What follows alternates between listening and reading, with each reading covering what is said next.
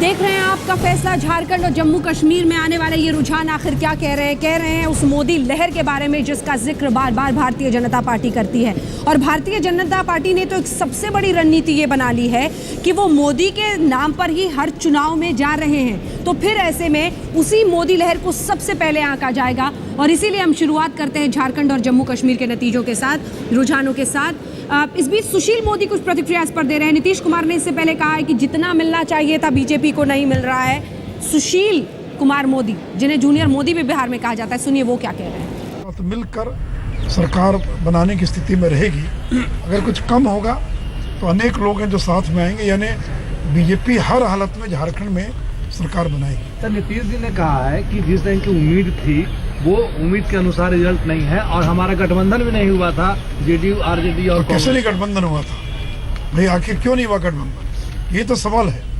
जैसे मैंने कहा कि अगर झारखंड में वो गठबंधन नहीं बना पाए तो बिहार तो और कठिन है। अगर वो आपस में लड़ते रहे, आधे दर्जन सीटों पर तीनों दलों को उम्मीदवार एक दूसरे के खिलाफ चुनाव लड़ रहे थे, तो यही तो सवाल है कि दिल्ली में धरना दे रहे हैं और पहली परीक्षा जहां हुई वहां पर अब गठबंधन नहीं बना। क्यों नहीं बना पाए और क्यों नहीं मिलकर लड़ पाए? यही तो सवाल है।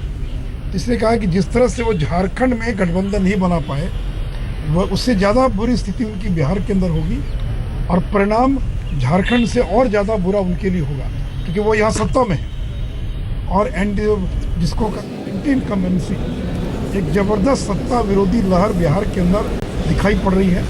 आज हम लोगों ने सदन के अंदर विधान परिषद में संजय तिवारी की हत्या का मामला उठाया था।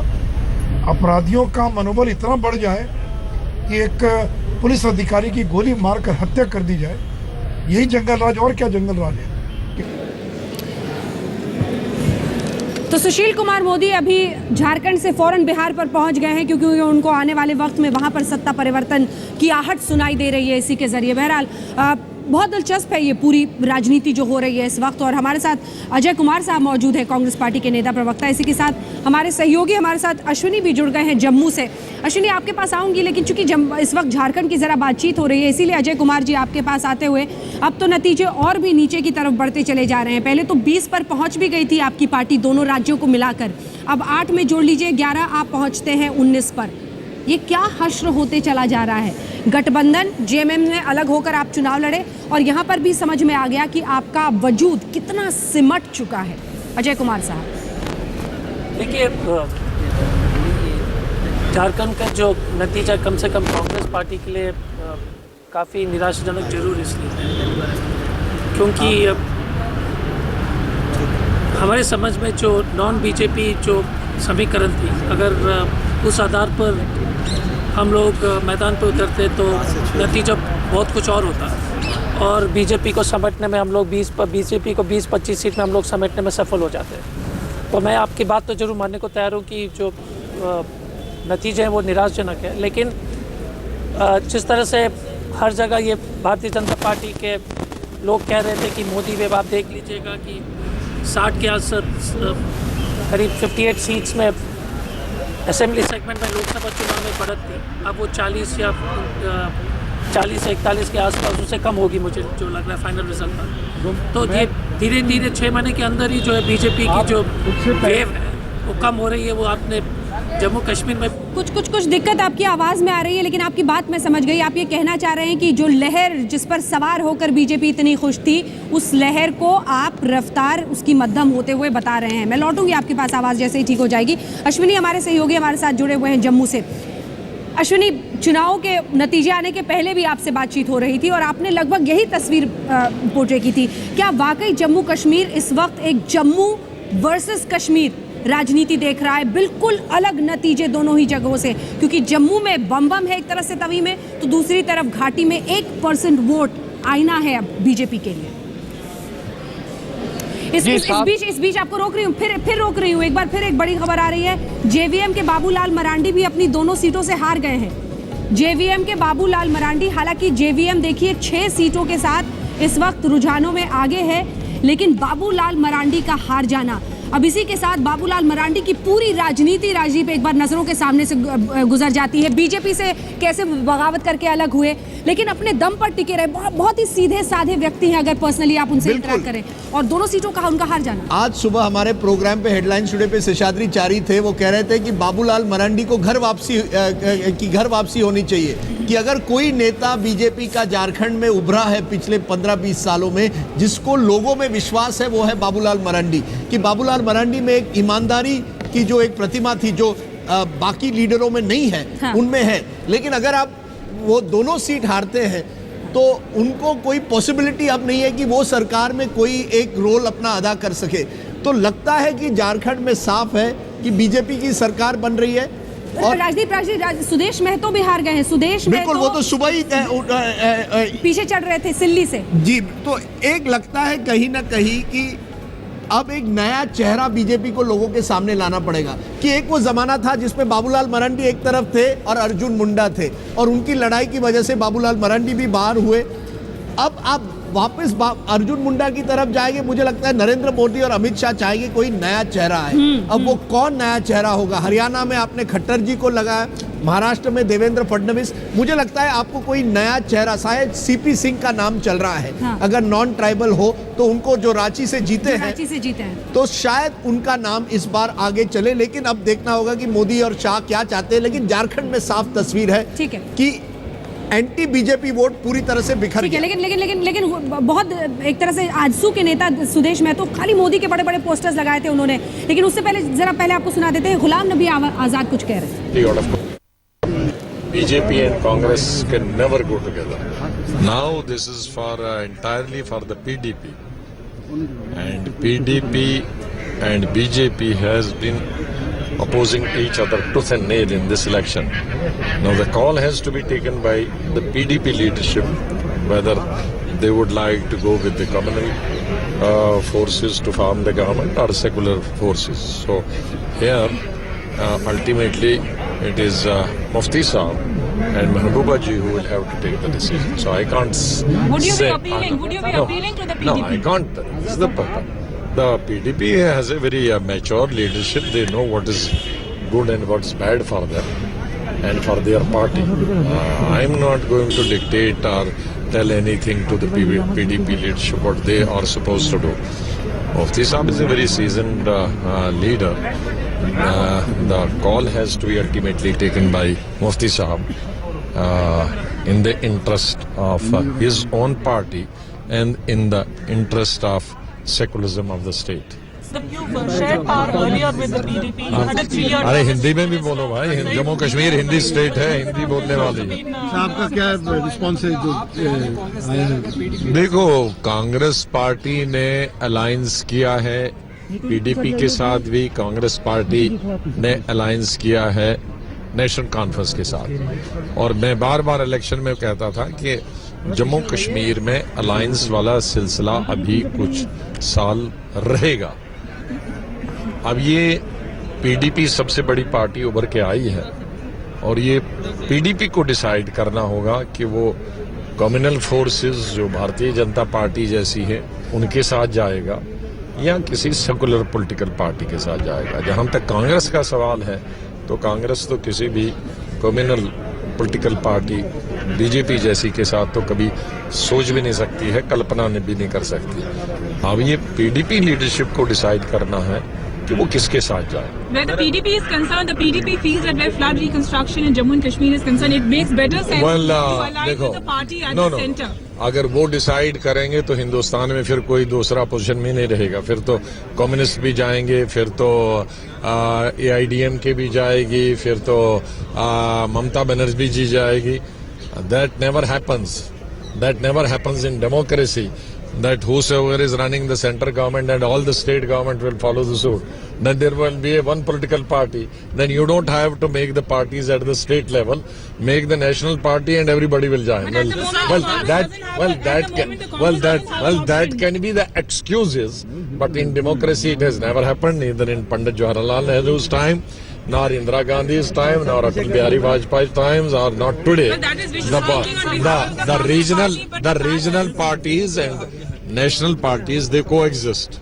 सर पीडीपी अगर समर्थन कांग्रेस से मांगते तो कांग्रेस समर्थन देगी? कांग्रेस तो ओपन है समर्थन के लिए। देखो, कांग्रेस हमेशा किसी भी सेकुलर पार्टी के साथ सरकार बनाएगी बीजेपी को छोड़कर।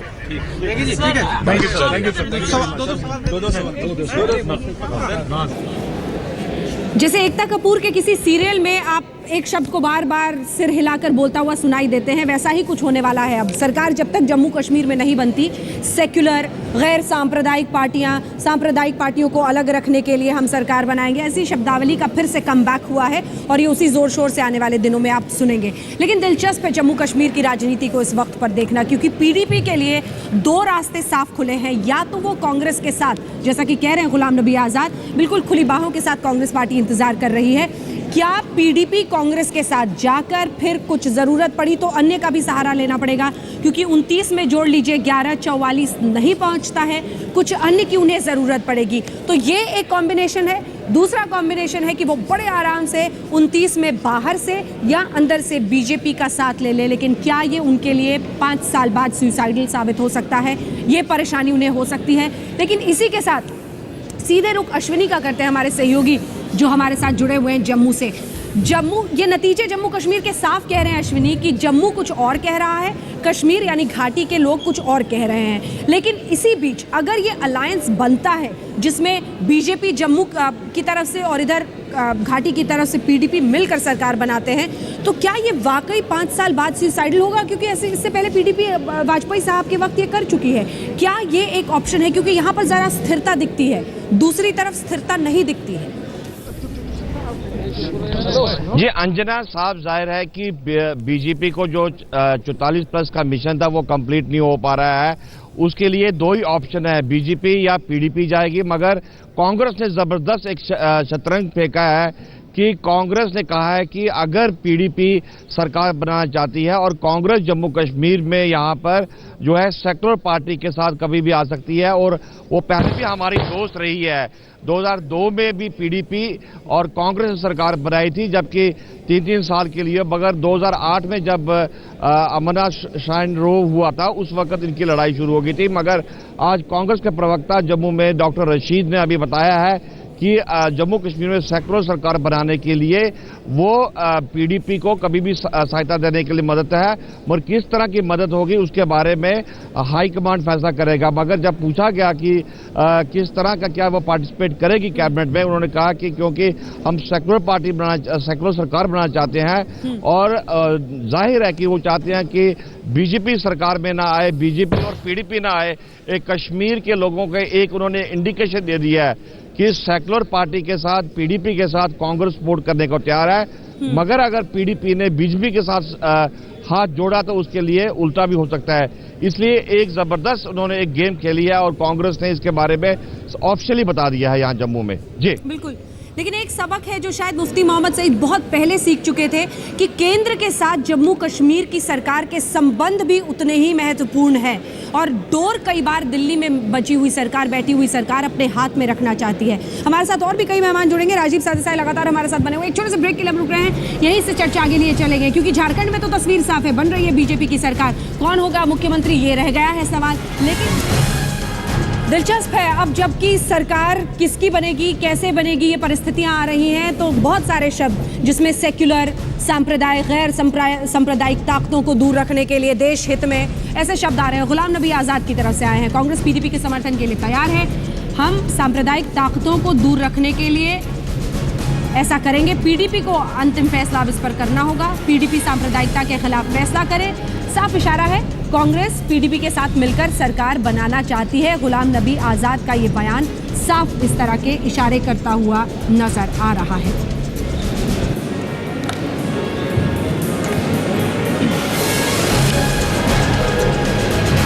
इस बीच आपको बता दें, हमारे साथ अनिल बलूनी साहब जो कि प्रवक्ता है भारतीय जनता पार्टी के, वो जुड़ गए हैं। राजदीप सरदेसाई लगातार हमारे साथ बने हुए हैं। धर्मवीर हमारे सहयोगी अब रांची से हमारे साथ जुड़ गए हैं। बलूनी साहब, सबसे पहले आपके पास आते हुए, झारखंड तो समझ में आ रहा है, लेकिन एक बार फिर से वही शब्द है जो भारतीय जनता पार्टी का पीछा छोड़ने को तैयार नहीं दिखाई देता, और घाटी में 1% वोट उस पर मुहर भी लगाता हुआ दिखाई देता है। तभी तो गुलाम नबी आजाद ये कहते नजर आ रहे हैं कि सांप्रदायिक ताकतों को बाहर रखना है। पीडीपी को इशारा कर रहे हैं कि आइए हमारे साथ सरकार बनाइए। बलूनी साहब, देखिए अंजना जी, कांग्रेस का यही असली चेहरा है। वो इसी तरह की बातें करके लोगों को डराते रहते हैं और देखिए इसी कारण से इनको 44 सीटें मिली और उनको नेता प्रतिपक्ष तक नसीब नहीं हुआ। यही हाल इनका महाराष्ट्र के अंदर हुआ, यही हाल इनका हरियाणा में हुआ, झारखंड में हुआ, जम्मू कश्मीर में हुआ, दिल्ली में होने जा रहा है, बिहार में होने जा रहा है। इसी तरह की चीज़ें फैलाते रहते हैं, इसी तरह के काम करते और लगातार लोगों को गुमराह करते हैं। लेकिन देश की जनता इनको पहचान चुकी है, अब इनके ऊपर कोई ध्यान नहीं देता है।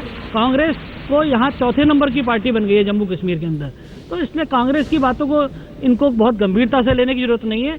लेकिन हम घाटी के अंदर भी, जो आपका सवाल था कि घाटी के अंदर हमारे वोटों में बड़ा इजाफा हुआ है घाटी के अंदर, निश्चित तौर पे हमें और काम करने की जरूरत है। हम घाटी में और अच्छा काम करेंगे और अपने जो आधार है उसको बढ़ाएंगे। तो आप कुछ समय इंतजार कीजिए, हम जम्मू कश्मीर में और अच्छा काम करेंगे। जो जनता ने हमको मैंडेट दिया उसको सर माथे पे लगाते हैं और झारखंड के अंदर हमको पूर्ण बहुमत दिया है। झारखंड को 14 साल के बाद पहली बार कोई पूर्ण बहुमत की सरकार बन रही है। हम झारखंड को अच्छी सरकार देंगे, झारखंड के अंदर विकास करेंगे, झारखंड के अंदर कोई अच्छा मुख्यमंत्री देंगे, निश्चित तौर पे झारखंड के दिन सुधरेंगे, ये हमारा मानना है। चलिए ठीक है, धर्मवीर हमारे सहयोगी हमारे साथ जुड़ गए हैं। धर्मवीर का रुख करते हैं। धर्मवीर, रांची से जो सीपी सिंह साहब लड़ रहे थे वो मुख्यमंत्री के या फिर रघुवर दास, क्या समझ में आ रहा है? क्योंकि अब तो मुख्यमंत्री कौन होगा इसकी बात छिड़ेगी और सब जानना चाहेंगे कि मोदी जी के मन की बात क्या है। देखिए अंजना, जिस तरह आप देख रहे हैं कि बीजेपी ऑफिस में ढोल बज रहे हैं, नगाड़े बज रहे हैं, मांदर की आवाज आपकी टाइम पर नहीं होगी। कार्यकर्ता काफी खुश है, उत्सव सा माहौल है, लेकिन सबके मन में यही जिज्ञासा है, यही उत्सुकता है कि मुख्यमंत्री कौन होगा। तो जिस तरह से आप झारखंड के खट्टर अब कौन होंगे, क्योंकि अर्जुन मुंडा जो एक बड़ा चेहरा था बीजेपी का, वो चुनाव हार गए हैं। अब बीजेपी के जो राष्ट्रीय उपाध्यक्ष रघुवर दास नंबर 1 अभी चल रहे हैं, क्योंकि वे मजदूरों की राजनीति से ये स्टार्ट की अपनी राजनीति। टाटा में एम्प्लॉय थे, मजदूर थे और इस तरह से आज भी उनके पास अपना घर नहीं है। एक टाटा का जो पार्टनर है उसमें वो रह रहे हैं, राष्ट्रीय उपाध्यक्ष हैं, प्रदेश अध्यक्ष रह चुके हैं, डिप्टी सीएम रह चुके हैं, नंबर 1 वो हैं। लेकिन इसके साथ साथ जयंत सिन्हा जो यशवंत सिन्हा के बेटे हैं, सुदर्शन भगत जो ग्रामीण विकास मंत्री हैं केंद्र में, इसके अलावा जो रविंदर राय है प्रदेश अध्यक्ष, ये सबका नाम है। लेकिन सबसे बड़ी बात यही है कि ये फैसला दिल्ली में होगा। अमित शाह ही फैसला दे सकते हैं, यहाँ पे राजकुमारी जरूर होगी विधायकों से, लेकिन कौन होगा झारखंड का खट्टर, ये दिल्ली ही तय करेगा।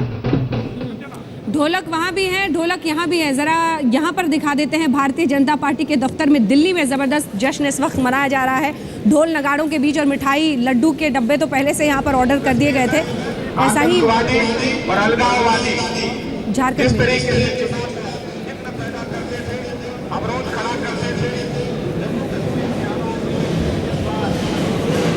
कुछ ही देर में यहाँ पर अमित शाह प्रेस कॉन्फ्रेंस करने वाले हैं। देखना होगा, दिलचस्प होगा ये जानना कि वो क्या कहना चाहते हैं, क्योंकि मिशन 44 के साथ वो जम्मू कश्मीर में निकले थे, लेकिन वो 25 पर पहुंच पाए हैं। इधर झारखंड में 41 सरकार साफ बनती हुई दिख रही है, लेकिन जिस तरह का प्रचंड जनादेश, जिस तरह का सहमति, जिस तरह से वोट लोकसभा चुनाव में मिले थे, उसको कायम रखने में बीजेपी यहाँ पर रही है नाकाम, लेकिन बन रही है आराम से सरकार। ये तस्वीरें भी आपको दिखाते रहेंगे और अमित शाह यहाँ पर कुछ ही देर में प्रेस कॉन्फ्रेंस भी करेंगे, देखना दिलचस्प होगा। लेकिन मैं चाहती हूँ कि एक बार फिर से आपके पास आऊँ और अनिल बलूनी साहब, ये सवाल बहुत महत्वपूर्ण है। आप कह रहे हैं कि ठीक है, कांग्रेस के नेताओं की बात सुनने की ज़रूरत नहीं है, लेकिन घाटी के लोग जो कह रहे हैं उसको सुनने की ज़रूरत है या नहीं? और इस बार तो लद्दाख से भी आप गायब हो गए हैं। 4 सीटें, 3 कांग्रेस, 1 अन्य। लद्दाख भी हाथ से निकल गया और वहीं पर दिवाली मनाने गए थे नरेंद्र मोदी जी। क्या संकेत है? अंजना जी, देखिए, दिवाली को चुनाव के परिणामों से मत जोड़िए। हम लोग इस तरह, हमारी पार्टी की ना फिलॉसफी, हमारा दर्शन इस तरीके की नहीं है। घाटी में हमारे को सीटें नहीं मिली हैं, लेकिन घाटी में हमने अच्छा प्रदर्शन किया है।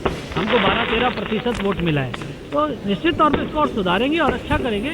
आप इंतजार कीजिए, हमारी सरकार और अच्छा काम करेगी यार, और हम घाटी में अपने और पैर पसारेंगे, ये बात तय है। राजदीप जी, ये होता हुआ दिखाई दे रहा है क्या? वो कह रहे हैं कि घाटी में हम पैर पसारेंगे आने वाले वक्त में। देखिए, वो तो दिखाई नहीं दे रहा है। मैं तो कहूंगा एक रिवर्स पोलराइजेशन हुई थी कि बीजेपी के डर से कई वोटर जो हैं, अलगाववादी गुट भी है, सेपरेटिस्ट जो भी है, उन्होंने कहा बॉयकॉट मत कीजिए, जाके बीजेपी को हराइए।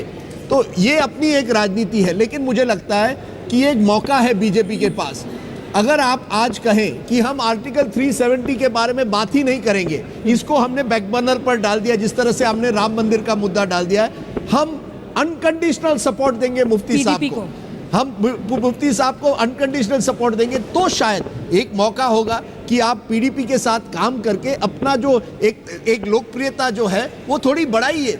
लेकिन अगर आप कहेंगे कि हम उसी विचारधारा पर रहते हैं, हम हिंदू राष्ट्र की बात करेंगे, हम कन्वर्जन की बात करेंगे, हम आर्टिकल 370 की बात करेंगे, तो फिर आप सरकार नहीं बना पाएंगे और लोगों के दिल जीत नहीं पाएंगे। बहुत महत्वपूर्ण, बलूनी साहब इसका सीधा जवाब आप दीजिए। लोग कह रहे हैं, विशेषज्ञ कह रहे हैं कि जम्मू वर्सेस कश्मीर हो गया है इस बार, जम्मू का नतीजा बिल्कुल दूसरी तरफ बीजेपी की तरफ और कश्मीर बिल्कुल अलग, जिसमें वो कह रहे हैं पीडीपी के साथ। क्या आप ये कहेंगे कि अनकंडीशनली हम पीडीपी का समर्थन देते हैं, आप सरकार बनाइए, हम आपके साथ हैं, ये फिर से जम्मू एंड कश्मीर कर देगा, जम्मू एंड कश्मीर कर देगा? बलूनी साहब,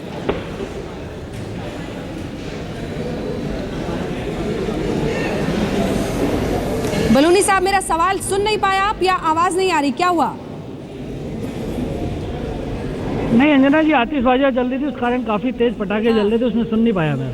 पटाखों के शोर में अक्सर असल सवाल दब जाते हैं। फिर से आपसे पूछती हूँ, जम्मू और कश्मीर नतीजे बिल्कुल अलग, जहां जम्मू बीजेपी के साथ, कश्मीर पीडीपी के साथ दिखाई दे रहा है। एक सेकेंड, क्या आप जितने भी आपके, क्योंकि पीडीपी तभी साथ लेने को तैयार होगी जब आप अनकंडीशनली आप सपोर्ट करेंगे और आर्टिकल 370 से लेकर तमाम जो आपके जो अन्य मुद्दे हैं उसको बिल्कुल दरकिनार करेंगे। क्या ऐसे अनकंडीशनल सपोर्ट के लिए बीजेपी दिल खोलेगी? देखिए अंजना जी, एक बात तो तय है कि जो जम्मू कश्मीर के लिए अच्छा होगा, जो जम्मू कश्मीर के हित में होगा, जो जम्मू कश्मीर के लोगों के विकास के लिए होगा, जो वहाँ उनके हित में होगा, वो निर्णय लेगी। पार्टी के जो हमारे सर्वोच्च लीडरशिप है वो शाम को आज बैठेगी, विचार करेगी, निश्चित तौर पे कोई डिसीजन होगा, लेकिन हम जो भी निर्णय लेंगे वो जम्मू कश्मीर के हित में होगा, ये बात तय है। जो भी निर्णय लेंगे वो जम्मू कश्मीर के हित में, तो ये है कि वहाँ पर इस वक्त सरकार बने, त्रिशंकु विधानसभा तो वहाँ पर है। इस बीच आपको बता दें कि जो खबर आ रही है वो बड़ी ब्रेकिंग इस वक्त यही है कि बीजेपी खुद वहाँ पर सरकार बनाने की तैयारी में दिख रही है। जम्मू कश्मीर में सरकार बनाने की तैयारी में बीजेपी, अब कैसे वो सरकार बनाते हैं, क्या एनसी के साथ मिलकर, एनसी, ये बहुत दिलचस्प है।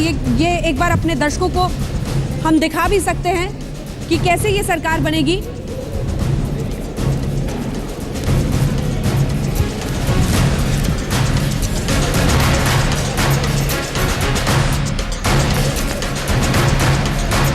दर्शकों को दिखाते हैं कि जम्मू कश्मीर में किस तरह से बन सकती है सरकार। अगर वाकई भारतीय जनता पार्टी ये सोचती है कि नेशनल कॉन्फ्रेंस के साथ मिलकर वो सरकार बनाएगी, तो आइए आपको दिखाते हैं कि कैसे वो सरकार बन सकती है। बहुत दिलचस्प होगा ये देखना।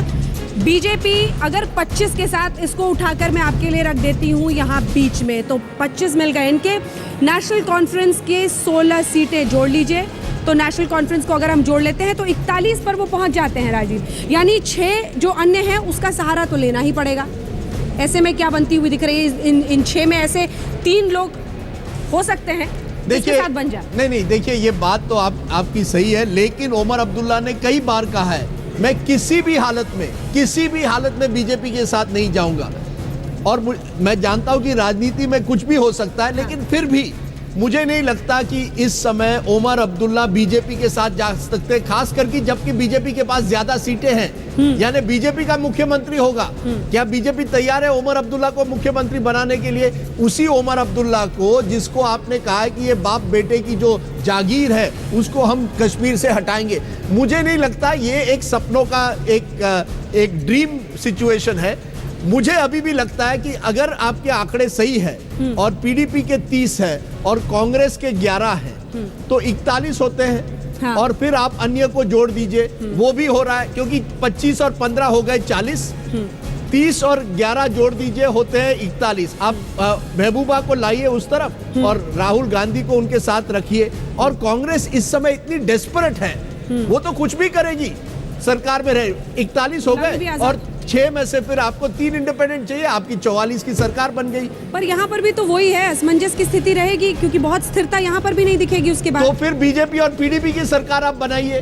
हाँ, या तो बाहर से भी परिस्थिति। मुझे लगता है कल जो मीटिंग हो रही है, बीजेपी कहेगी हम तैयार हैं किसी भी पार्टी को बाहर से समर्थन देने के लिए। ये जो अटकलें लगाई जा रही है एनसी बीजेपी की, ये लोकल लीडर चाहते हैं। मुझे नहीं लगता नेशनल कई लीडरशिप बार ऐसा होता भी है, लोकल लीडरशिप क्या चाहती है उसके बिना पर कई सारी बातें ऐसे वक्त पर आती हैं, लेकिन बहुत दिलचस्प है। अभी तो बस शुरुआत है। एक ब्रेक के लिए हम रुकते हैं।